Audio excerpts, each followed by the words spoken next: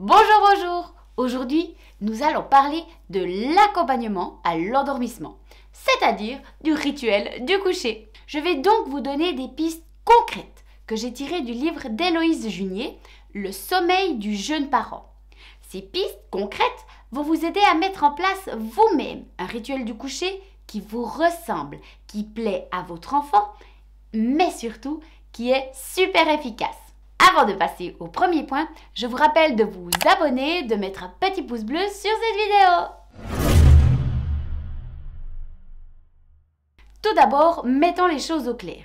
Cette idée de mettre en place un rituel avant de coucher votre enfant n'est pas une simple mode. C'est une idée véritablement fondée et dont les bienfaits ont été prouvés par des chercheurs de l'Université de Philadelphie.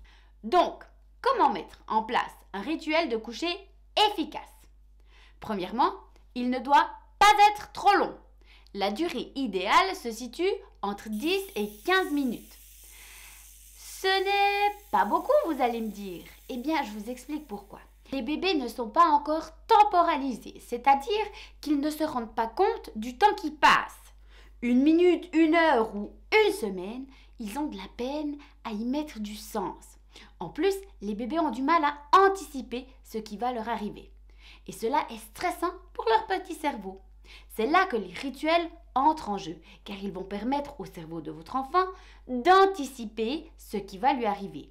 Il est donc important de répéter de manière stable, toujours dans le même ordre et avec peu de variabilité, les mêmes actions. Ainsi, l'enfant saura qu'après avoir fermé la fenêtre, eh bien, papa viendra me donner le biberon. Vous comprenez maintenant l'importance de l'enchaînement des diverses courtes actions qui permettent à bébé d'anticiper ce qui arrivera. Ensuite, je vous propose de mettre en place différentes actions qui toucheront tous les sens de votre enfant. Visuellement, vous allez tamiser les lumières. Ceci peut déjà être fait 1 demi-heure, voire même 1 heure avant de commencer le rituel de votre enfant. Lorsque vous commencez le rituel du coucher, gardez toujours la même lampe allumée. Cela peut être une veilleuse ou une lumière très douce. Attention de favoriser des lumières chaudes comme jaune ou orangé et surtout d'éviter les lumières blanches ou bleutées car ces dernières ont un impact négatif sur l'organisme. Dans votre routine, il peut y avoir un moment de musique, de chanson ou d'histoire. Le but ici est de ralentir l'activité du système nerveux, de la respiration, du rythme cardiaque, de la pression artérielle de l'enfant. Bref, de tout l'organisme de l'enfant. Il faut donc que l'histoire ou la musique soit de faible amplitude et de type monotone. Il y a d'ailleurs, à ce sujet, un trio britannique, Marconi Union, qui a composé une chanson, une musique en partenariat avec le British Academy of Sound Therapy. Ce groupe anglais a créé la musique parfaite pour accompagner un rituel du coucher. Elle s'appelle Weightless et le tempo de cette musique est aux alentours de 60 battements par minute, ce qui est plus lent que l'organisme de l'enfant. Il va donc se calmer, se reposer et il va même entrer dans un état presque méditatif. Cette musique contient également des tonalités et des fréquences relaxantes. À l'instant où je vous parle, cette vidéo a plus de 93 millions de vues sur YouTube. Mais si vous préférez chanter ou si vous avez une autre chanson que vous préférez, n'hésitez pas. Rappelez-vous simplement de choisir une musique avec un tempo lent et d'utiliser toujours la même. Attention, l'écoute d'une chanson doit se faire avant l'endormissement.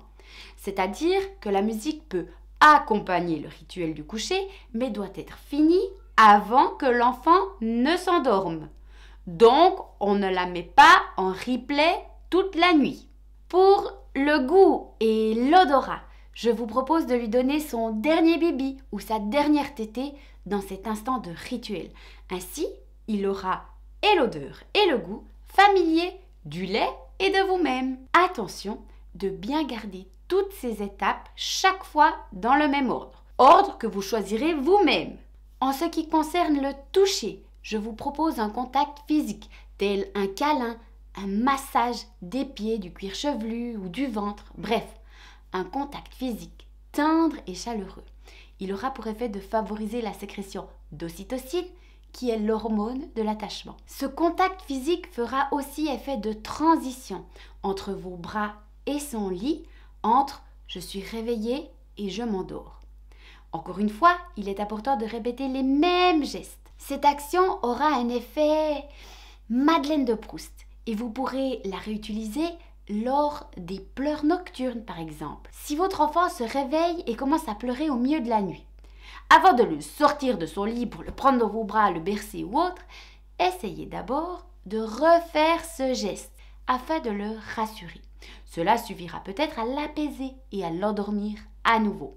Bien sûr, si cela n'est pas suffisant, n'hésitez pas à le prendre dans vos bras, comme nous le rappelle Héloïse Junier. Les pleurs sont un signal d'alarme et son cerveau en stress a besoin de vous pour le calmer. Alors, on récapitule. Un éclairage doux et chaud, une musique avec un tempo lent, un moment de qualité pour le dernier biberon ou la dernière tétée. Vous pouvez ensuite le déposer dans son lit, mais sans couper le contact physique, car c'est à ce moment-là qu'intervient par exemple le beau gros massage.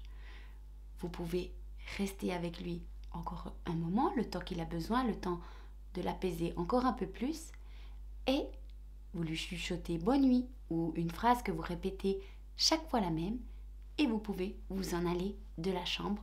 Votre bébé s'endormira paisiblement. En suivant à chaque fois toutes ces étapes avec le moins de variabilité possible, votre enfant va pouvoir anticiper ce qui arrivera, comme je vous l'expliquais au tout début, et sera calme, apaisé pour aller se coucher. Avant de partir, concernant la chambre en elle-même, il est important qu'elle soit bien aérée, qu'elle ait une température maximum de 20 degrés et que son taux d'humidité soit entre 40 et 60%. Tous les liens sont dans la description et n'hésitez pas à utiliser les chapitres pour réécouter ou revenir à un moment précis de la vidéo. Alors, à la semaine prochaine. Ciao, ciao!